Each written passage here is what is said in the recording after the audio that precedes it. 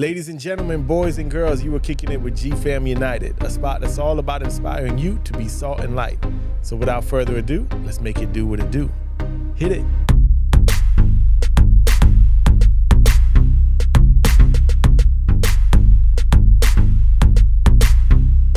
Hey yo, my God will take a nobody that nobody knows. No matter the clothes, past sins don't matter no more. See, all that matters is the heart and the condition of sin. Hand your life over to Christ and leave the rest up to Him. We call that salvation, no need for decoration. Come as you are, embrace the Lord, then it's celebration. A new life, a new plan, and a new direction. How beautiful are the feet of those that bring His message.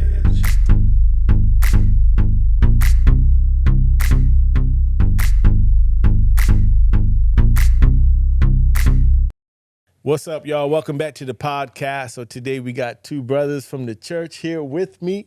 We got Charles. I was going to say his last name, but the last time I started doing Antoine's last name, he was like, dude, why are you saying my whole name like that? So I try to not say people's last names now. We got Charles and Ben in the building. How you guys feeling? I'm good, man. How are you? Yeah, I'm good. You good? Feeling good. Yeah. You got that chill vibe to you, man.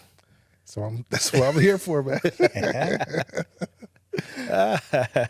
So season 2, we have dedicated this whole thing to be talking about faith.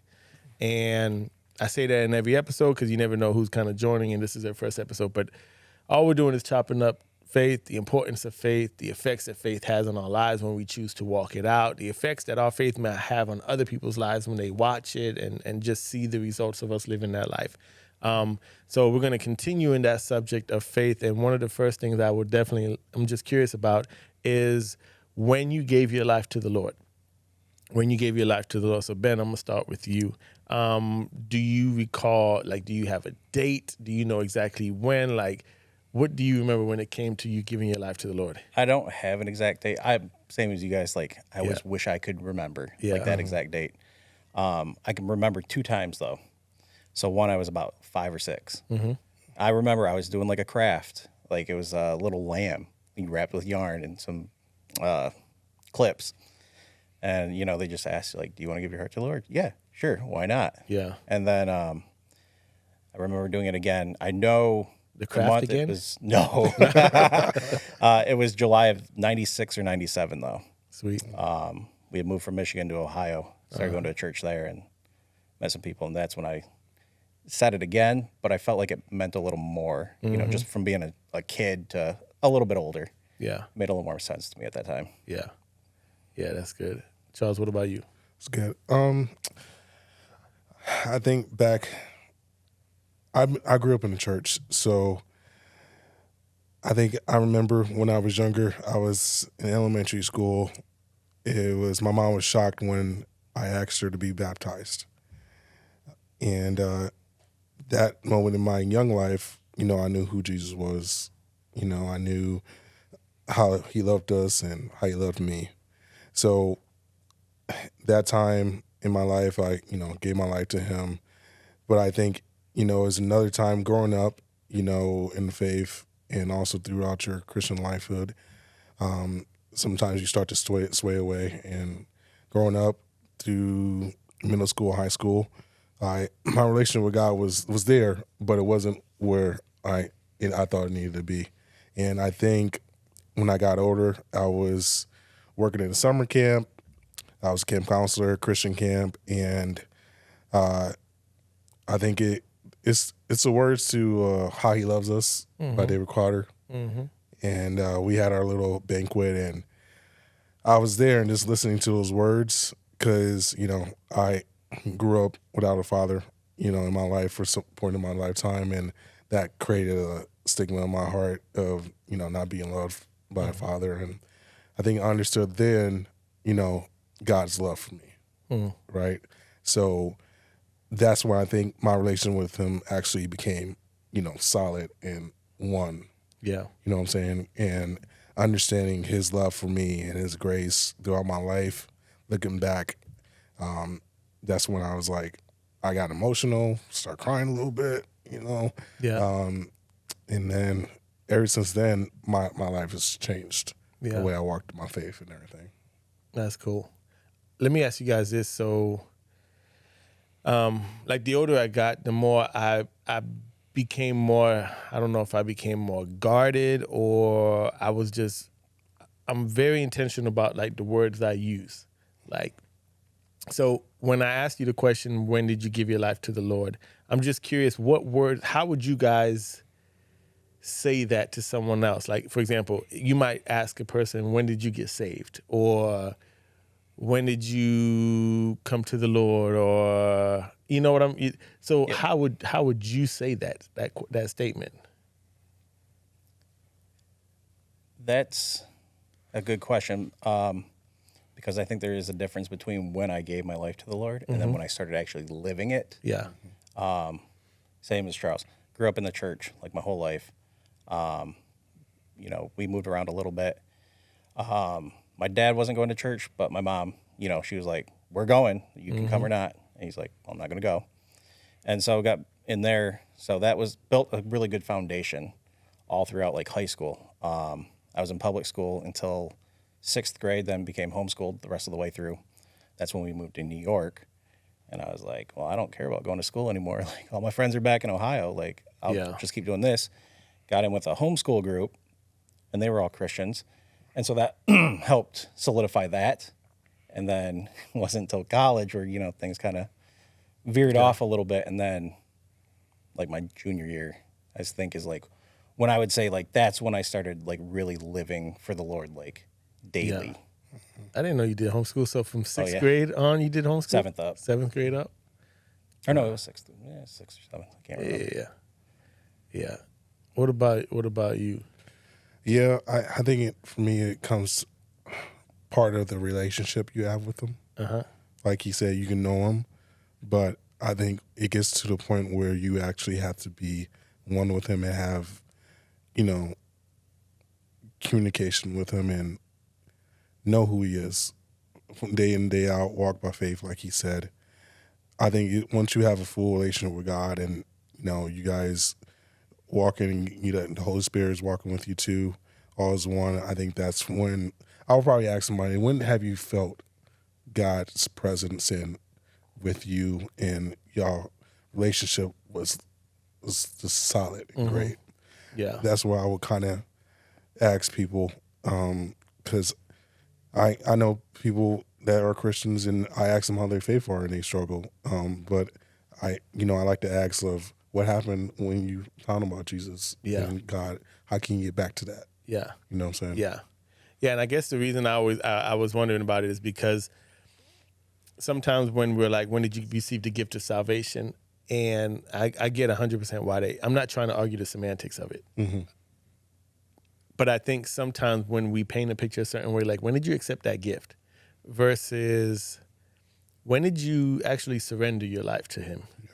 Because like sometimes we're like the leading role, the leading character in our story rather than realizing, man, I came to a place where I knew like I literally was nothing without him. I surrendered. I gave my life up to him. I actually allowed him to be Lord of my life versus I got saved. And it's not knocking it. I think just the older I got, I realized maybe sometimes the struggle we have in living this life out is because we still see it as I'm in control of this. It was a gift he gave me. It's my gift. Don't mess with this gift versus the realization that he actually saved you.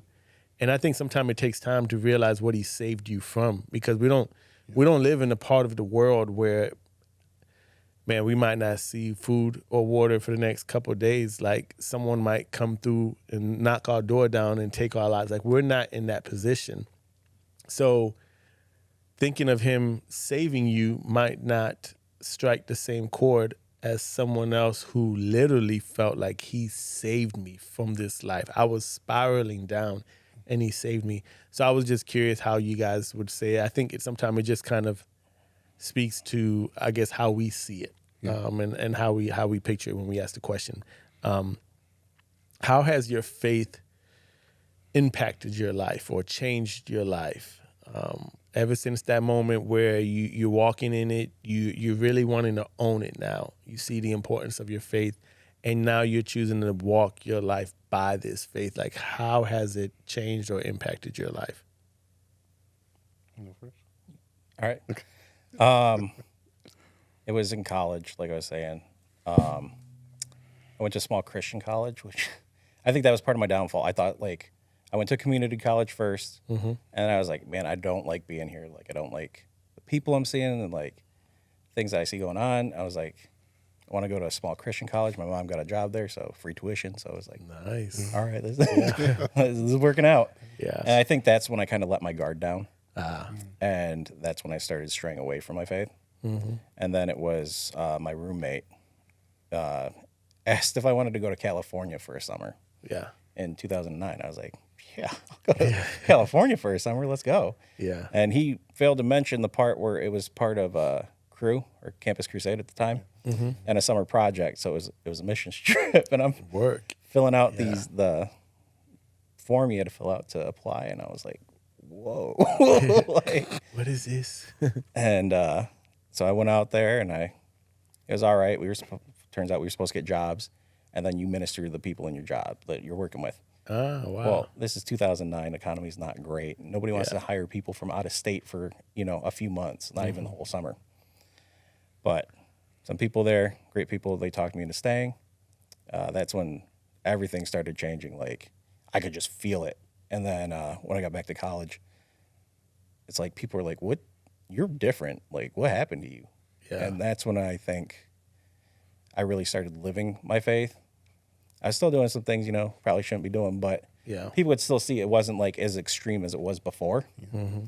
And that just kind of carried on. And that, like, if I never went to California that summer, I wouldn't have met some of the friends why I wound up down here. And then some of us went back the following summer as interns. That's where I met my wife. Like, that's when I really started listening and not doing so much what I want to do, but what I felt like the Lord was telling me to do. And it's hard not to use my faith, So what was it that you think, I don't know if there was something you could pinpoint, but what was it about that time that kind of instilled that change in you? So when you came back, people were like, bro, you just seem different. Like, was there something that stood out that it was just happened? We were isolated. Yeah. Like, we stayed at this janky motel. It was a bunch of college kids. And there was, adult staff there for part of the summer. Then they left. And then it was just us. We're on our own. And I have the type of personality where if I don't want to do something, I'm not going to do it. And I'll let people know I'm not going to do it. And it was somebody pulled me aside and they're like, listen, like, you need to reel that in a little bit. Because, like, we're supposed to go do this thing. And, like, you're being negative. And now, like, it's affecting other people. Like, they're like, it's affecting me. And, I'm going to still do it. That's when, like, a switch flipped. Like, okay. And so then I really dug in, started, since I couldn't find a job, we were helping with inner city kids. This is in Long Beach, at an after-school program. That was huge, just like seeing, actual struggle compared to what I thought was struggle, in my life. And that shook me. That, like, shook me. I remember we were on the rooftop of a building doing a worship night. Like, I'm up there playing music, and I'm like, man, like, it hit me. And then I guess I spoke to, the students there, and I couldn't tell you what I said. Yeah. But people were like coming up afterwards, like, man, that hit me. I'm like, awesome. I have no idea what I said. So, like, can you give me the spark notes on what I just said? Yeah. And I think that's really when it changed. And I it's like that missions trip vibe, you're around a bunch of believers. Similar age, and something the staff came back and they're like, don't let this be it. Like, don't let it die here. Like, keep that fire going. Yeah. And so I tried my hardest. Like, me and my roommate that was with me, that helped a ton. Yeah. That we both kind of experienced the same thing, like, obviously in different ways, but we were able to talk to each other, debrief, and kind of break things down. And then we start, like, a Bible study. Yeah. And stuff. And that's when I think, Yeah. you're starting a Bible study. Yeah. So how old are you right now? I am 36. 36. So how easy is it for you now to see you keeping that fire going, that same fire and zeal that you had then when you were in college and the mission trip? I don't know when the last time you've been on a missions trip, and, responsibilities of life, marriage, kid. Like, is that a challenge for you, or is it just different now? Like, how would you? It's definitely different because I'm not just thinking about myself. Yeah. So, like if I feel like the Lord's telling me something, like obviously I'm going to talk to Rachel about it. You know, I'm not just going to be like, all right, we're going. Yeah. So you definitely have to take more of that into consideration. Yeah. Obviously that fire does start to, dwindle a little bit. Yeah. But if I didn't keep that faith, like I wouldn't be here. I wouldn't have, gotten the job to get me down here.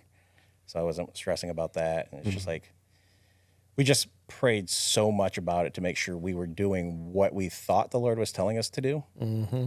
And then it was hard to argue that we weren't because all these doors were opening. And then one would close and all of a sudden oh, here's an opening and it's even better. And I'm like, okay. And That's then dope. it being back at church now has definitely helped. Taking that time off it's very easy to get complacent. So. Yeah. COVID didn't help. No. And we use that as an excuse. Like, we can watch church on TV. Yeah. So what about you, Charles? How has your faith, just looking at your life now, knowing who you were before, who you were after knowing him, and what you started seeing him do in your life, like how do you see your faith changing your life and maybe even currently changing still your life? I would say it's been changing my life. I say daily, every experience or every environment I be a part of, I just feel like, because I'm the type of person, I'm not going to be up there on the pulpit and preach to the congregation. I'm more of a one-on-one person, relationship, try to build a friendship. So my faith has kind of, made me, I would say, excited to get to know people more and share my walk with God and my faith with them more, and not, I want to say directly like, hey, this God, this is what he did, you should follow him. It's more as looking at my life and creating an example. So I think I take that to, I try to take that in my involvement with my family, my friends, and even my coworkers. I got you're a different guy. You're not the same like everybody else around here. So what's so different about you? I get those, and and I think just my passion on just loving people and want to show them how Christ loved the church and stuff like that. And being that image is what pushed me to kind of go out and just be. I want to know people, want to build relationships. Yeah. That's kind of how my faith kind of helped me. And I've go back in the day, like I got a best friend Sam. We were roommates, and I helped him grow his faith in God, and we did Bible study together. And looking at him now, his choice to walk with the Lord, and it's so great to see that. You know what I'm saying? He's singing in the church, become a leader in the church and stuff like that. So just being able to make those relationships and see how, God changes them, not me, God, because I'm not trying to be, hire a guy that knows everything, because I'm not perfect, but I just want to show that, hey, God is real, and I'm living my life for him. Yeah. And I struggle too, but I just want to be an example, to those people around me. Yeah, that's good. So I was looking over at Revelation because that's always my go-to book. It really isn't.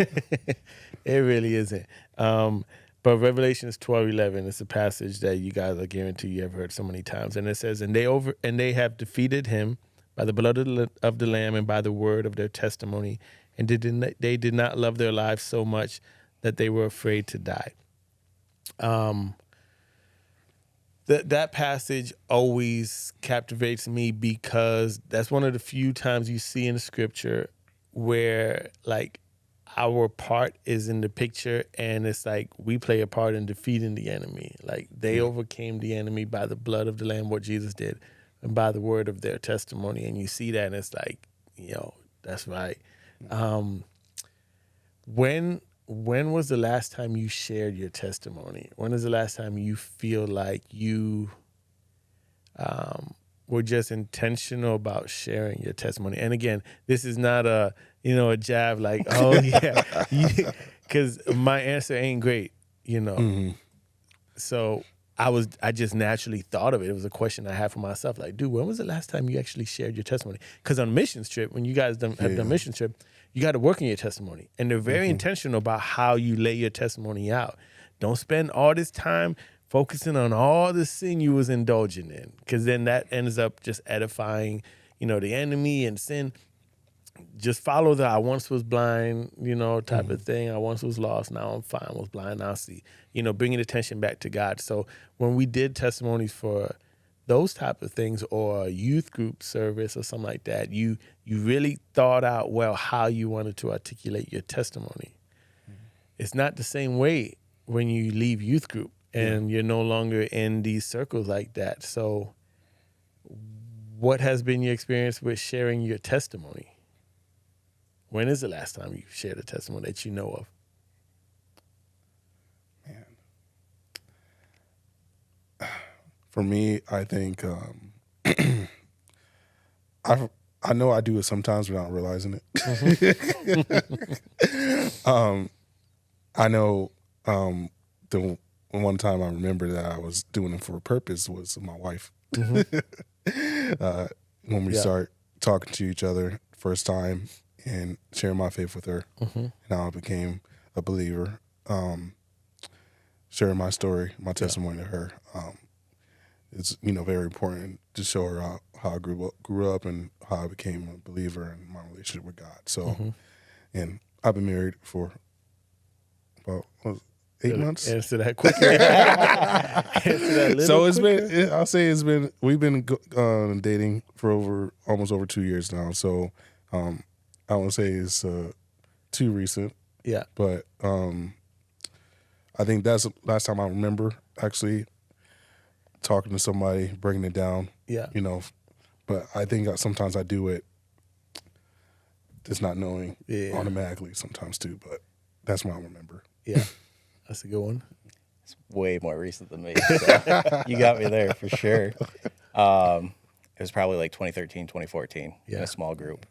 Did someone ask you to share your testimony? So we decided it was like a small group through a church. Then everybody kind of broke off from the church, but we wanted to keep meeting. So I knew a good chunk of them, friends from college, the one that went to California with me. And we decided it'd probably be good if like everybody kind of shared where they're from, what's your story, to kind of get a better idea of everybody. And you do get to know somebody a lot faster that way. Yeah. When you really vulnerable about things. It wasn't like super in depth, but it was definitely more than enough to where you can really feel like you know somebody by the time we were done doing that. So. And along that same vein, when was the last time you were either a part of a conversation where people are talking about the importance of our testimony, sharing our testimony, or hearing a sermon or a podcast where they're, again, using that exact terminology, testimony? Like, is that something that when you hear that now, especially like when I told y'all, hey, we're gonna be talking about this, was that a term where it's like, dang, we talking about testimony and it seems almost like vintage, or is it something that it's like, man, yeah, I've actually been, listening to something about it, or I actually just recently had conversations about it? Like, so when it comes to the testimony, like, when is the last time you've had conversations, heard about conversations, podcasts, what's up? Yeah, I would say for me, hearing testimonies, I'm always excited to hear it. My ears perked up because I like hearing different stories. Everybody's different. I would say for me is I was listening to a podcast. It was a panel group of different type of husbands and men in the group talking about their testimony and, how their faith got, how their faith got challenged while they're growing up and stuff. And then I'll also say, I help out with youth at church. That was a curriculum that Emma went through with the youth, talking about, testimonies, how important it is. So, But most recent was podcasts. That's the most recent I was hearing. I'm learning about other people's testimonies. Okay. Same for me, a podcast like last week. Oh, for real? Yeah. Yeah. So when you were, came up to me about this, and then you said that's what it was about, I was like, dang, okay. Nice. I'm like, all right, got it. I'm listening now. All right. It's funny because, again, going back to the whole word thing, like I feel like we've kind of switched the word testimony for story. Mm-hmm. And I've done it too. Like the term story is way more relatable. Testimony seems a little churchy, it's kind of like it's a little dated. But story, like share your story. I'd love to hear your story. Like we've gravitated to that. But what I feel like the word story lacks the weight that testimony brings. There's only a few places and a few spaces that word is really going to be used. Yeah. In the courtroom, you're going to hear testimony. They don't want to hear your story. They want to know the testimony. And in the church, really, I don't think there's any other space where that word is going to be used. And I think it's something about that makes me want to cling to it and keep that word going, at least for me, for my family, the importance of sharing my testimony.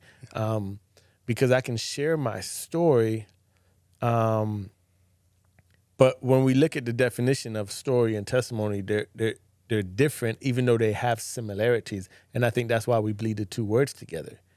I remember once, years back, I preaching a message, and I was like, yo, we overcome the enemy by the blood of the Lamb, by the word of your story.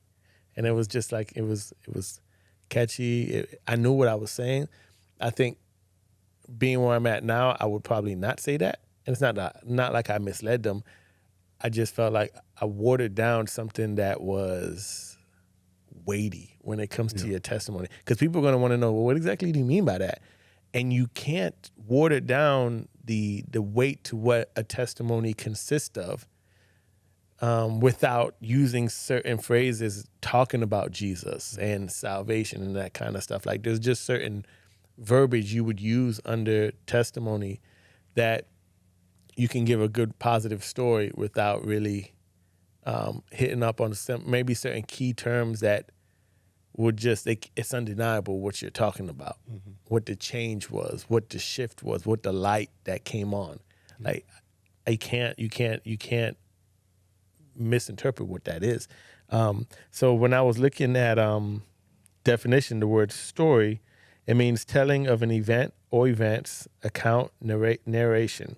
The word testimony is defined as a statement made under oath, which is a promise, a vow, a pledge to establish a fact, providing evidence of the proof.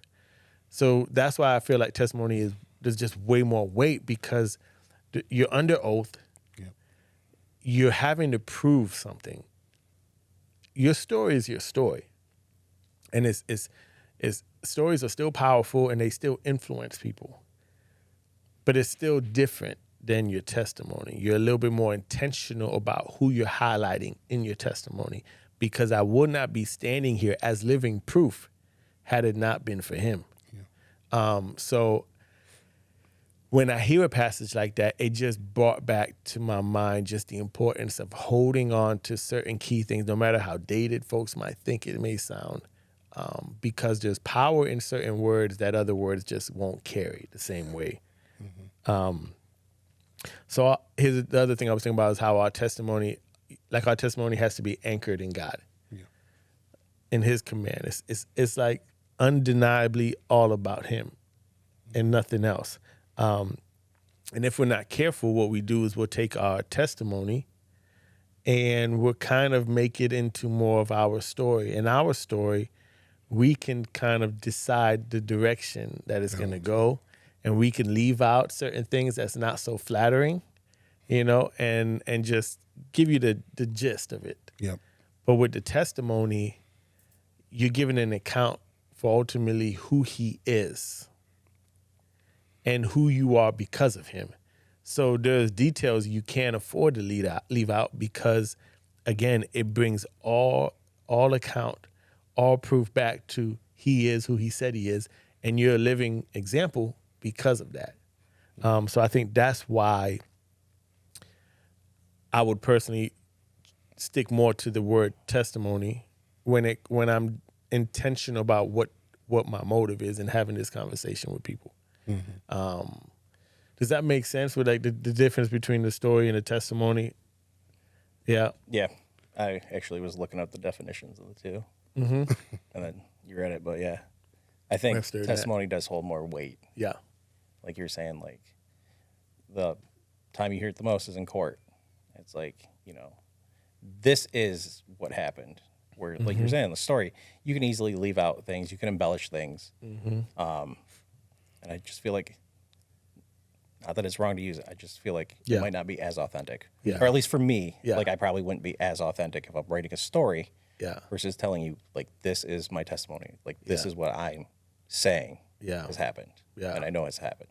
Yeah, I think it's for that very reason why when I look at story and I look at a testimony, it's not me trying to be difficult, but I think a story has a place and it serves a purpose. And I think it's a great way to establish some type of connection with someone, letting them know about your story, who you are. I think the testimony is way more intentional about bringing honor and glory to who God is and what he's done in your life.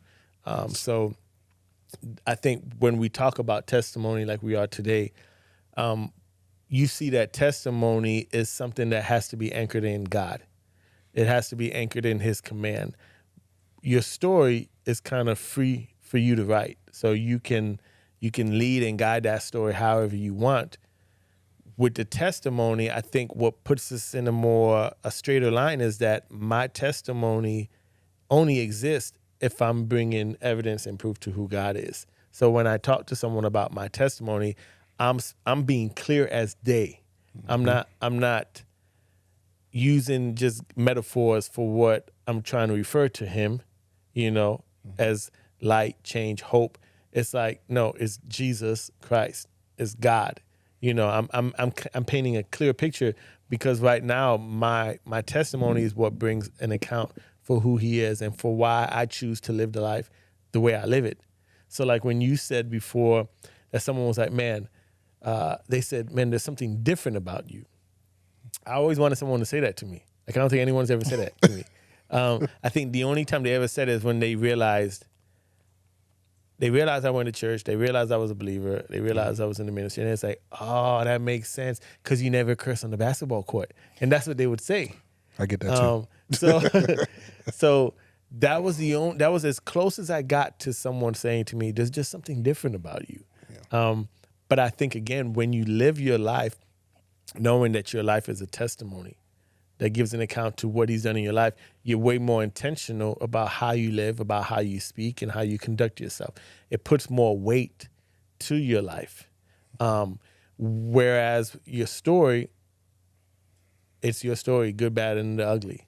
And though there still has to be that in your testimony, you don't want to try to display perfection because perfection doesn't really encourage people the way we think it would.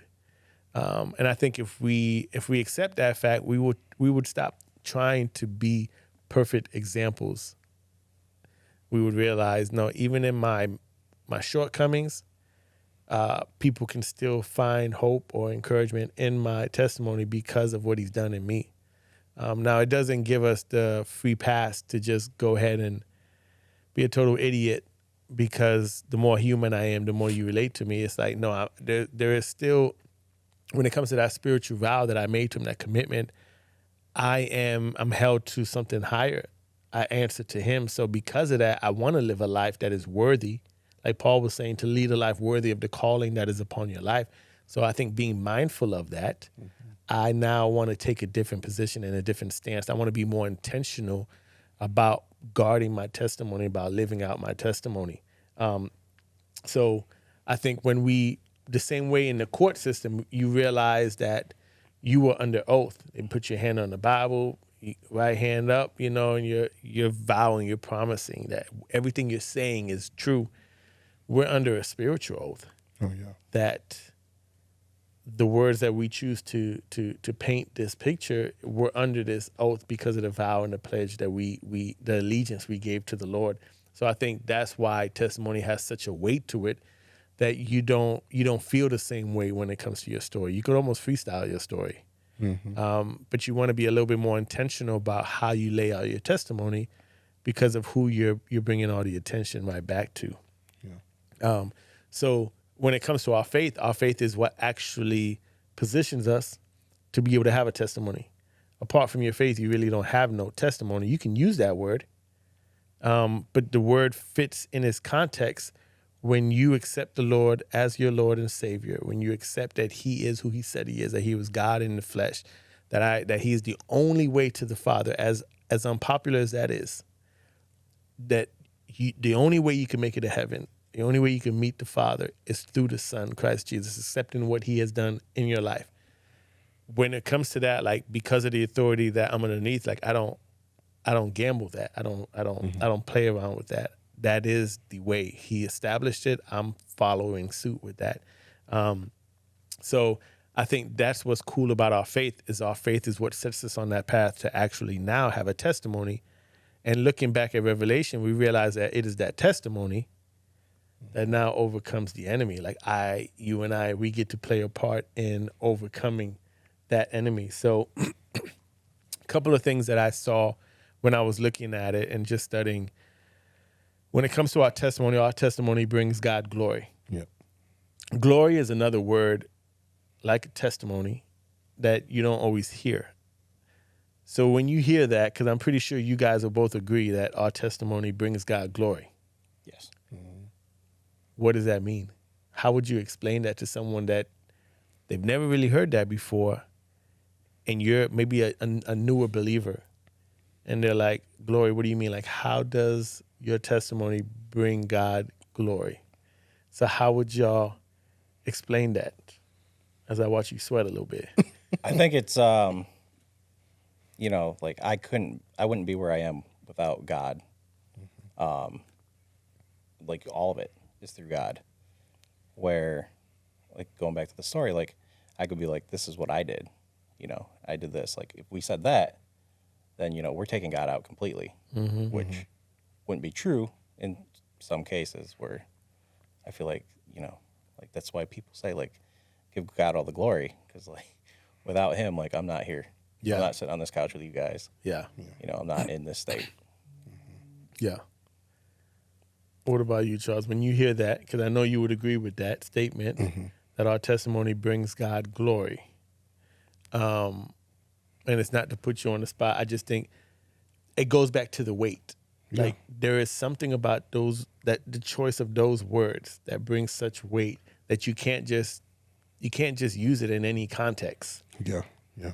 I think it's more about not being selfish and understanding that, it's all God, not you. I think that's when the picture you have to draw to people that are asking more about your testimony. Because I'm thinking about testimony. I got a lot because of my faith in God and my life going through with him and his relationship. I can talk about, when I first gave my life to him, but I could also talk about my testimony of tribulations and trials that I went through in my life. And I lifted God up the highest, not me, because I couldn't do it without him. I can't, you can't do anything without God. And I think it's important to put his name up there so people know how you live through your life, not just you, but him. Yeah. So when we think of how our testimony brings God glory, it is, and I feel like it still falls short, but it's almost like saying my testimony gives him all the credit. Yes. Exactly. It's like he gets all the honor, he gets all the recognition, like he gets the spotlight. So when I declare my testimony and share my testimony and spread my testimony, it is giving him all the credit, all the praise, all the glory, all the honor. So I think that's dope, just knowing as we walk out our faith and we just share our testimony, we realize that, one, our testimony will bring God glory. too, that our testimony is a weapon. Yes. I don't know, is that for you, like when y'all hear that, is that something that's like, oh, no doubt, or is it something that have you ever thought of your testimony as a weapon? I wouldn't say a weapon, a tool for sure, though. I think Yeah. it's like the most important tool Yeah. that I have. Yeah. Like you're saying, like your testimony, you can relate to people some way through Yeah. that. Yeah. And just going like, God brought me to this. Like it wasn't me. Like, which is hard for me. That's an ego thing. So I think when I talk about my testimony, it's me putting aside my ego. Like, yeah, I fell, and then God picked me up. Like He was always there with me, even when I was doing stupid things. Like I know He was there. Yeah. Like just certain things that happened, like could have been a lot worse, but they weren't. Yeah. Because He never left me. Yeah. Yeah. Yeah. I think not just a weapon, but it just makes an impact on people. Yep. It leaves a mark.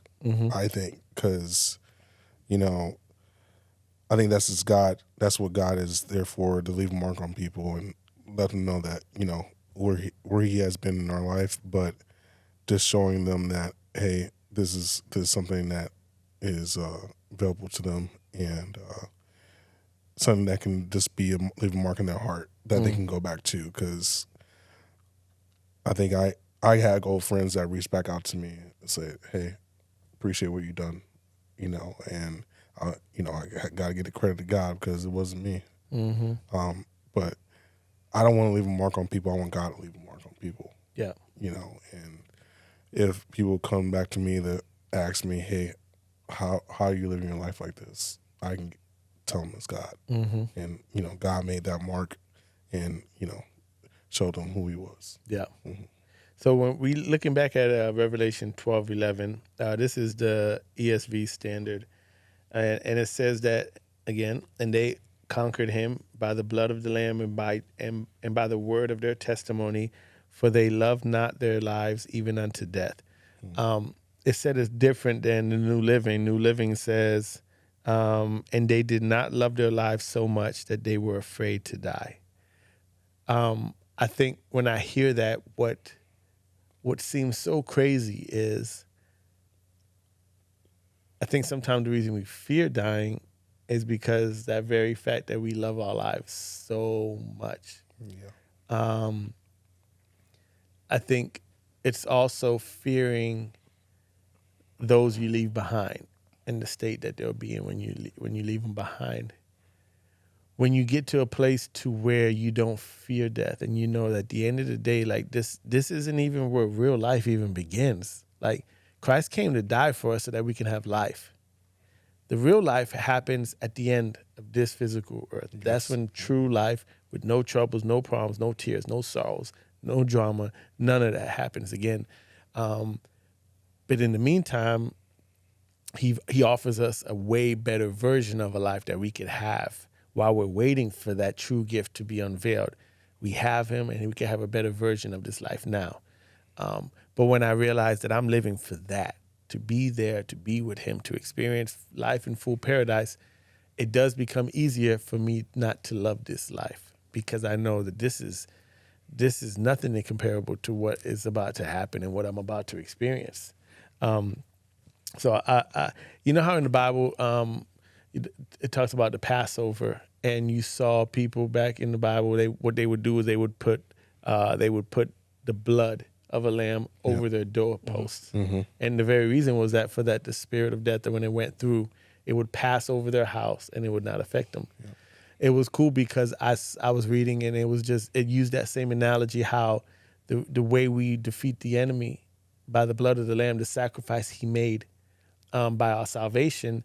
It is like us putting the blood of the lamb over the doorposts of our heart, over our lives, and how the enemy cannot defeat us. And then when you look at the word of our testimony, what I liked about it even more so, because I'm all about really just understanding what is the power behind our testimony.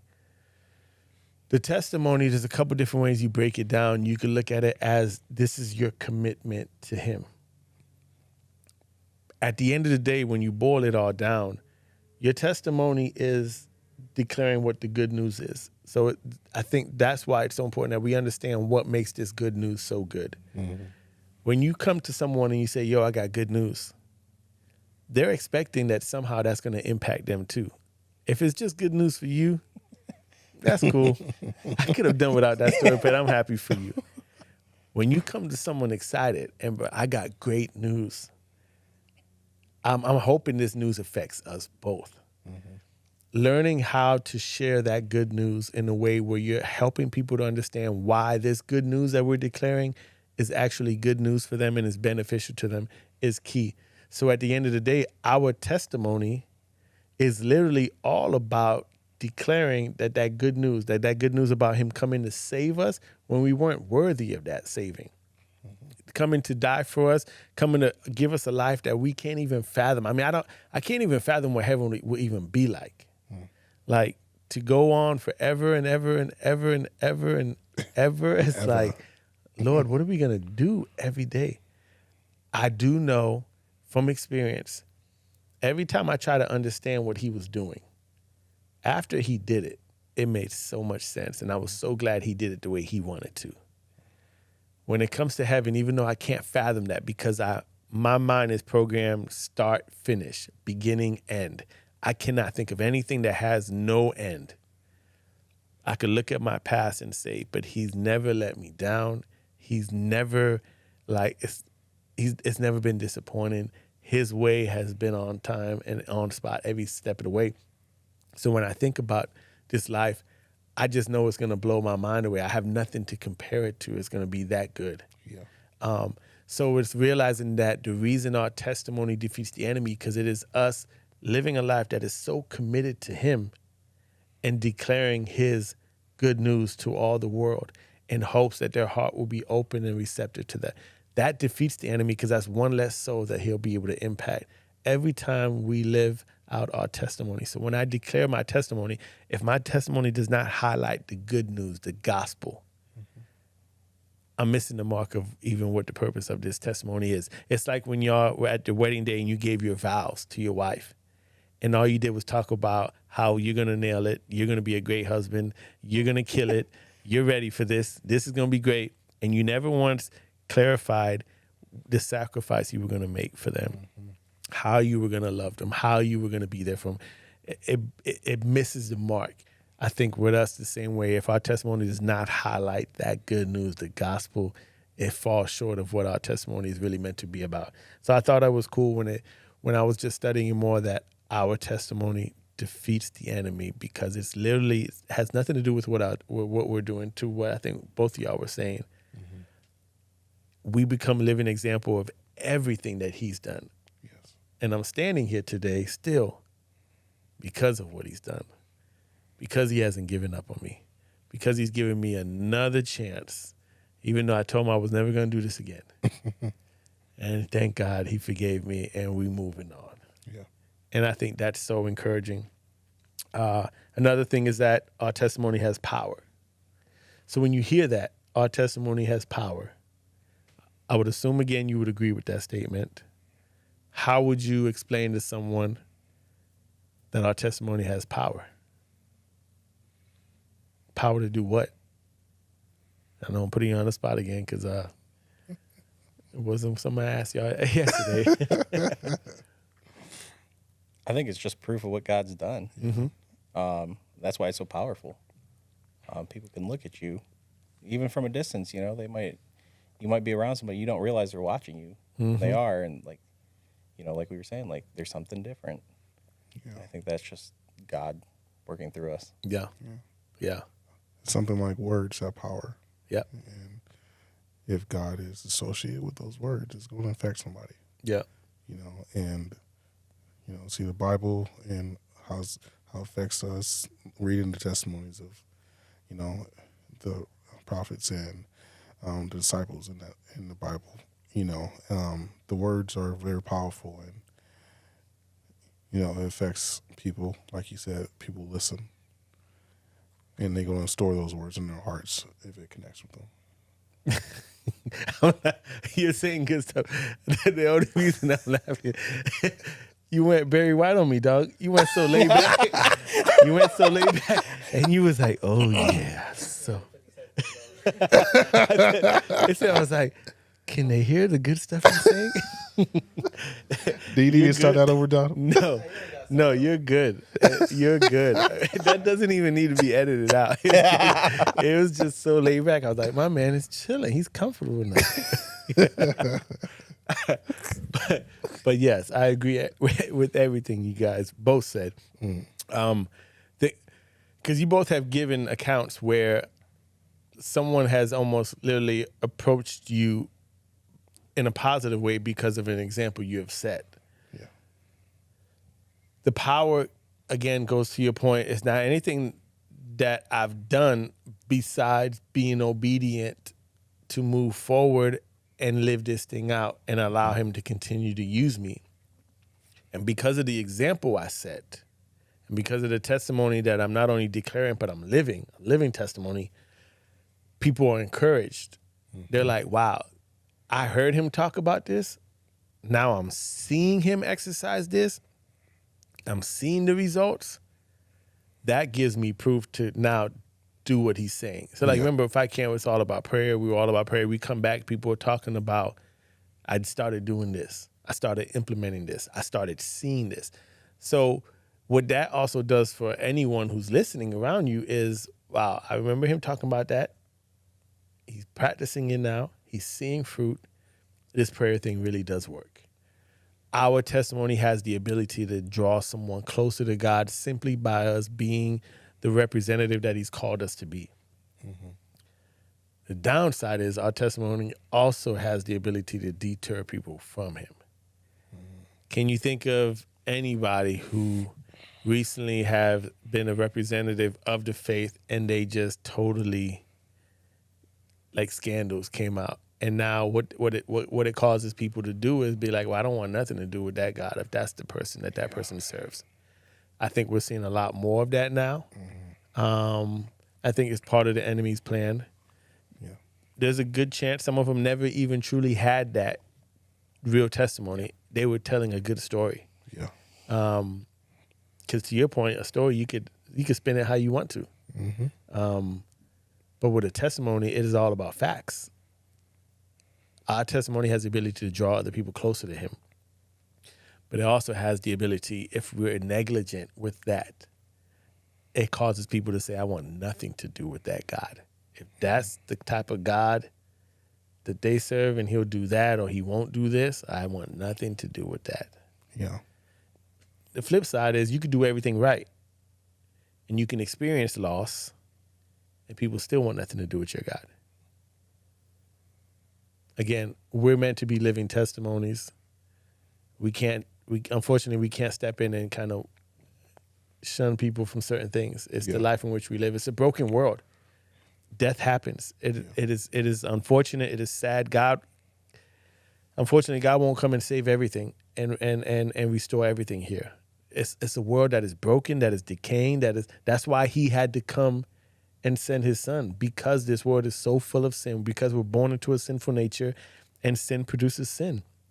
So that's even more reason for us to be intentional about the testimony we're living, declaring the good news, because this world is so broken and broken people break things. Yeah. The only way we can experience healing is by ushering the source to that true healing. And we can become living testimonies of healing. I'm not 100% crack free. I got cracks in this vessel, blemishes in this vessel. But nonetheless, one, I know God is still using me nonetheless. Two, when he comes back, this vessel will be fully restored. And what a day that will be. Mm-hmm. So because our testimony brings God glory, because our testimony becomes a tool or a weapon that God is able to use to defeat the enemy, and because our testimony has the ability to draw other people closer to him, it brings even more emphasis on why you and I have to guard our testimonies. Yeah. So you probably heard that growing up, the importance of guarding your testimony. What is your understanding of that? What do you remember hearing when it comes to people saying you got to guard your testimony? You got to guard your testimony. Like what do you understand when you hear that?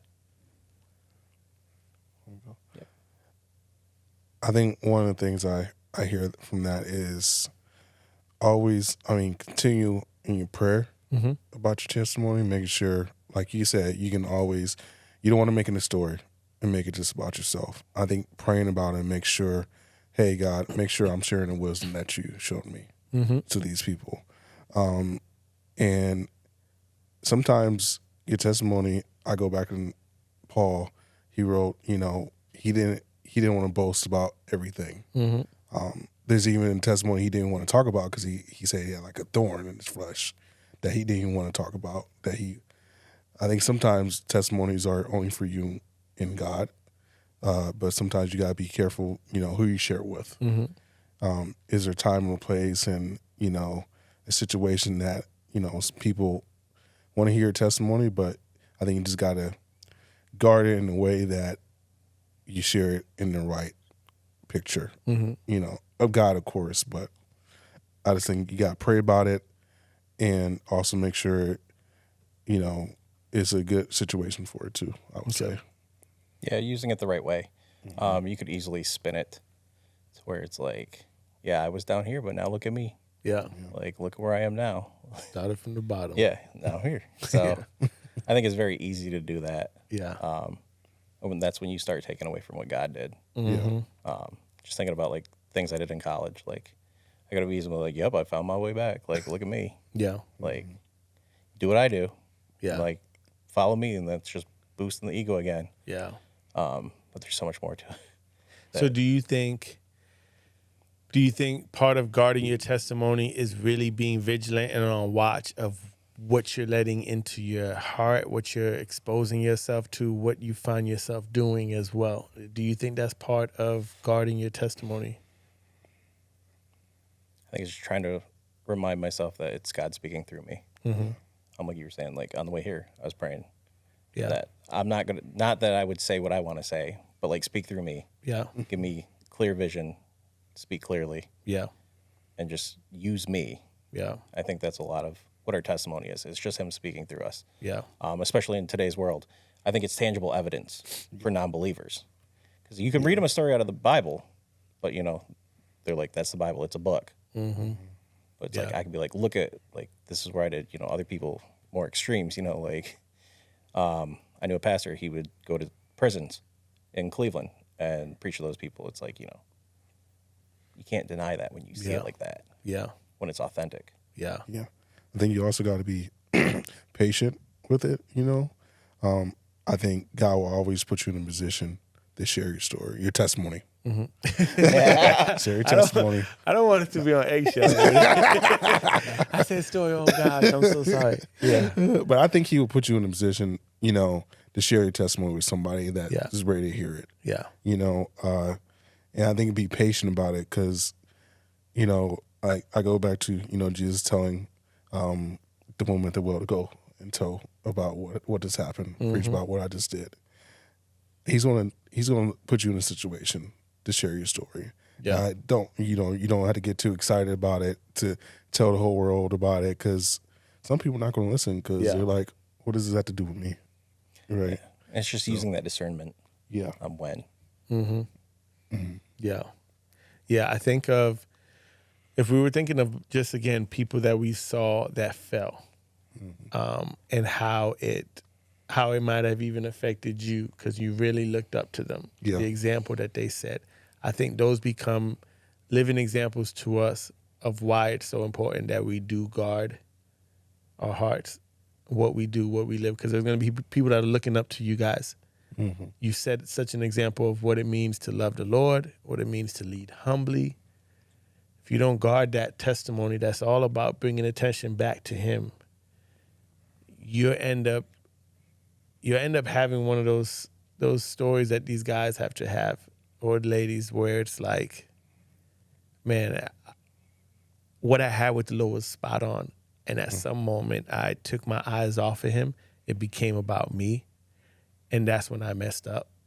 And unfortunately, it's going to be hard for some of us to really be able to hear their testimony the same way. Unfortunately, because we could forgive them, but it's like almost like the moment you found out someone was unfaithful. You forgive them, but you're always going to be wondering, or a drug addict, you're going to always be wondering, an alcoholic, is that alcohol smell? Like, because they were there, you forgive them for it. They're not perfect, but you're always going to wonder, are they tiptoeing back into it? And that drastically affected the testimony that they were bringing about his power. Because what it almost seems like now is, even though that's not what it is, God is all powerful and he's able to do all things, but he's only able to do all things when we allow him to do those things in our lives. So I think it's realizing as well the importance of us guarding our testimony, because again, none of us are perfect. And we'll say it till we're blue in the face. We're all a work in progress. That work in progress, though, is what we refer to as sanctification. Another word we don't always hear a lot of. But sanctification is just a word that means we're being made more and more holy, being made more and more like him. So the more I become like him, the better reflection of him I become to the world. The better reflection I become to him of this world, the stronger my testimony is to give account that he's able to take something that is broken and bring life into it because of my example. Again, it's not about me. And when you know it's not about you, you're not living your story to make it about you. You're doing it in such a way because you are so in love with who he is. You want people to say, if he's done it to me, he can do it with you. Which is why our testimony is so important. Because again, what it does is it can open up someone's eyes to something that they might have thought was impossible. You're now walking, living, breathing proof that it's possible. They now have hope that they've never had before, that God can do it in them.